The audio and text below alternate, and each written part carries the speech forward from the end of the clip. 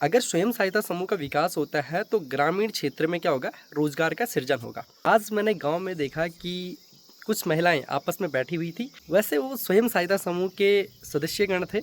ये कोई गप लगाने वाली समूह के रूप में तो लोग कहते हैं, उसकी आलोचना की जाती है, लेकिन ऐसा कुछ है नहीं। अगर क्रय शक्ति क्षमता में वृद्धि होती है तो लोग पलायन नहीं करेंगे, जिस तरीके से पहाड़ों से लगातार पलायन हो रहा है। जनसंख्या दबाव में कमी आएगी, उसके कारण मादा भ्रूण हत्या में भी कमी आएगी। लोगों को सामाजिक न्याय भी प्राप्त होगा, क्योंकि सरकार के द्वारा एसएचजी के विकास के लिए राष्ट्रीय आजीविका मिशन हो गया, दीनदयाल अंत्योदय योजना के बाद प्रधानमंत्री आवास योजना हो गया, मुद्रा योजना हो गया, एसएचजी एवं बैंक लिंकेज प्रोग्राम और लखपति दीदी। तो दोस्तों नमस्कार, मैं हूं आपका दोस्त यशवर्धन। तो दोस्तों बहुत दिनों के बाद आप सभी के लिए वीडियो ला रहा हूं। तो दोस्तों मैं हूं अभी गांव में, और आज मैंने गांव में देखा कि कुछ महिलाएं आपस में बैठी हुई थी और किसी विषय पर चर्चा कर रही थी। वैसे वो स्वयं सहायता समूह के सदस्यगण थे। अब आप लोग सोच रहे होंगे कि स्वयं सहायता समूह क्या होता है। वैसे मैंने आप सभी को बताया था, लेकिन फिर भी आपके समक्ष मैं बता देता हूँ स्वयं सहायता समूह के बारे में। वैसे उसकी आलोचना की जाती है कि भाई उसे गप लगाने वाला समूह भी कहते हैं। मतलब महिलाएं आपस में बातचीत करती रहती हैं और दिन भर वहीं बर्बाद करती है। पुरुषों का ऐसा मानना है और कई लोग ऐसे सोचते हैं, लेकिन ऐसा नहीं है। उसके कारण क्या क्या होता है ये देखिए। पहले पीछे देखिए आप, कितना सुंदर सा मौसम हो रखा है और कितनी हरियाली पीछे छाई हुई है, और कैसा हमारे पहाड़ों का मौसम अभी हो रखा है। ये देखिए आप, ये देखिए पीछे। और अब मैं बात करता हूँ स्वयं सहायता समूह के बारे में। तो दोस्तों ये कोई गप लगाने वाली समूह के रूप में तो लोग कहते हैं, उसकी आलोचना की जाती है, लेकिन ऐसा कुछ है नहीं। तो स्वयं सहायता समूह के विकास करने से क्या होता है? अगर स्वयं सहायता समूह का विकास होता है तो ग्रामीण क्षेत्र में क्या होगा, रोजगार का सृजन होगा। और अगर ग्रामीण क्षेत्रों में रोजगार का सृजन होगा तो ग्रामीण जो गरीबी है, उस गरीबी में क्या होगा, कमी आएगी। और अगर ग्रामीण गरीबी में कमी आएगी तो उनकी क्या होगी, क्रय शक्ति क्षमता में वृद्धि होगी। अब सोच रहे होंगे आप कि क्रय शक्ति क्षमता में वृद्धि होने से क्या होगा। अगर क्रय शक्ति क्षमता में वृद्धि होती है तो उनका क्या होगा, उनके जीवन स्तर में क्या होगा, सुधार होगा। वो अच्छी शिक्षा प्राप्त करेंगे, बेहतर स्वास्थ्य सुविधाएं प्राप्त करेंगे, और अपने उस क्षेत्र में बेहतर आधारभूत संरचना का निर्माण करेंगे। और जो उनके द्वारा रोजगार के तौर पर जो चीज़ें उत्पादित की जा रही है, तो उनका क्या होगा, उनको दोहन करने के लिए वहाँ पर क्या होगा, अवसंरचना का विकास किया जाएगा। और अगर वहाँ पे अवसंरचना का विकास होता है तो क्या, जो गांव होता है वो गांव स्मार्ट गांव बन जाता है।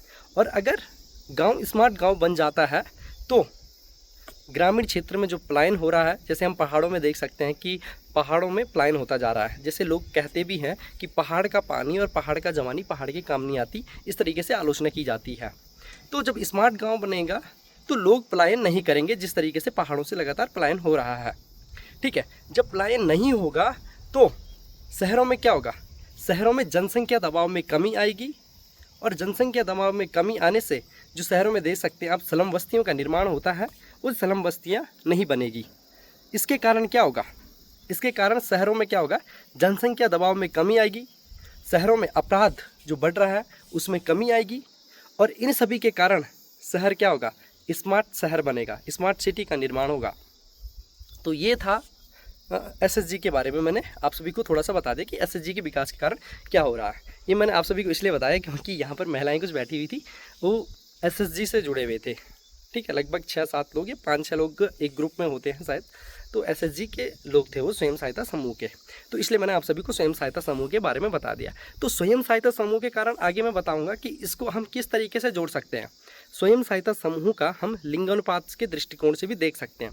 अगर हम स्वयं सहायता समूह का विकास करते हैं तो उससे क्या होगा, उसके कारण क्या होगा, महिलाओं को क्या होगा, रोजगार मिलेगा। ठीक है, महिलाओं को रोजगार मिलेगा तो वो क्या होगा, उनका आर्थिक सशक्तिकरण होगा।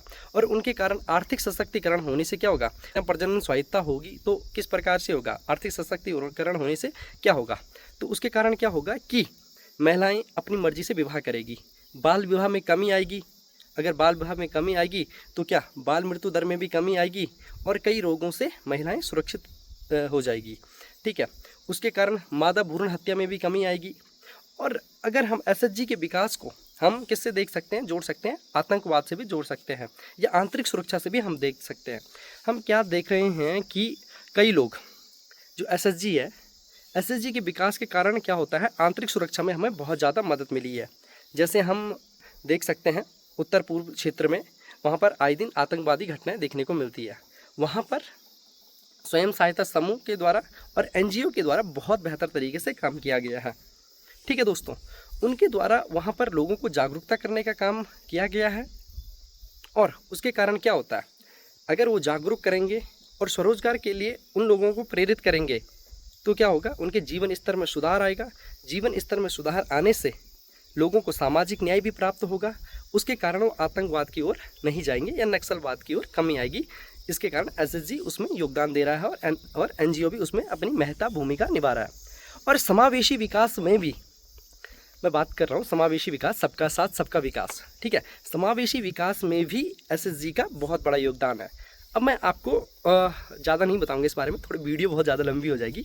मैं आपको ये बताना चाह रहा हूँ कि सरकार के द्वारा एसएसजी के विकास के लिए क्या क्या प्रयास किए जा रहे हैं। कई प्रयास सरकार के द्वारा किया जा रहा है, जैसे राष्ट्रीय आजीविका मिशन हो गया, दीनदयाल अंत्योदय योजना के बारे में आपने सुना होगा, प्रधानमंत्री आवास योजना हो गया, मुद्रा योजना हो गया, एसएचजी एवं बैंक लिंकेज प्रोग्राम और लखपति दीदी, इन कार्यक्रमों के बारे में आपने तो सुना ही होगा। और जो सदस्यगण हैं इनके, उनके लिए दक्षता कार्यक्रम भी इनके द्वारा चलाया जा रहा है। ठीक है दोस्तों, ये सरकार के द्वारा प्रयास किए जा रहे हैं। तो जो एसएसजी है बहुत ही महत्वपूर्ण टॉपिक है। आप अगर मुख्य परीक्षा के दृष्टिकोण से हर साल आप देख सकते हैं एसएसजी से प्रश्न बनता आ रहा है। या तो आप किसी भी स्टेट से पीसीएस का मेंस एग्जाम हो या यूपीएससी का मेंस एग्जाम आप देख सकते हैं, उसमें आपको ये सारे देखने को मिल जाएगा। ठीक है दोस्तों, हम करते हैं एसएसजी के टॉपिक को समाप्त और मैं दिखाता हूँ अपने घर के सामने की इतनी प्यारी हरियाली। ये देख सकते हैं आप कितनी सुंदरता है। और ये देखिए क्या प्यारी घाटियाँ और उधर लास्ट में आपको हिमालय पर्वत दिख जाता है। ठीक है दोस्तों, और ये देखिए ये पीछे हमारा प्यारा सा घर देख सकते हैं, ये देखिए। और आज मैंने आपको एसएसजी के बारे में बताया, कल आपके बीच में आऊँगा एक बहुत ही बढ़िया टॉपिक को लेकर। और ये देखिए दोस्तों कितना सुंदर सा हमारा पहाड़, और ये देखिए इन प्यारे से पहाड़ों घने जंगलों के बीच में बसा हुआ है हमारा प्यारा से सुंदर सा गांव। और मैं हूं उत्तराखंड के उत्तरकाशी जनपद से। तो दोस्तों बने रहिए आप सभी। और मैं गांव आया था और कुछ टाइम के बाद फिर से दिल्ली जाऊंगा। और आपके लिए मैंने बोला था कि पॉलिटी की क्लास कंप्लीट कर लूँगा, उच्चतम न्यायालय उच्च न्यायालय के बारे में आपको पढ़ाना बाकी था। एक दिन ज़रूर आऊँगा मैं आप सभी के लिए, अपना कुछ कीमती समय में से आप सभी के लिए निकालूँगा ज़रूर, और आप सभी को वो ज़रूर पढ़ाऊँगा मैं। मैंने आप सभी वादा किया था तो उस वादे को ज़रूर कंप्लीट करूँगा। तो आप बने रहिए। और जिन दोस्तों ने अभी तक चैनल को सब्सक्राइब नहीं किया है तो प्लीज़ चैनल को सब्सक्राइब कर दीजिए। और आपके लिए बहुत ज़्यादा मेहनत करते हैं हम, तो भाई यार ठोक दो यार सब्सक्राइब। चलो ठीक है, बाय बाय। और करते रहिए आप सभी अपनी तैयारी।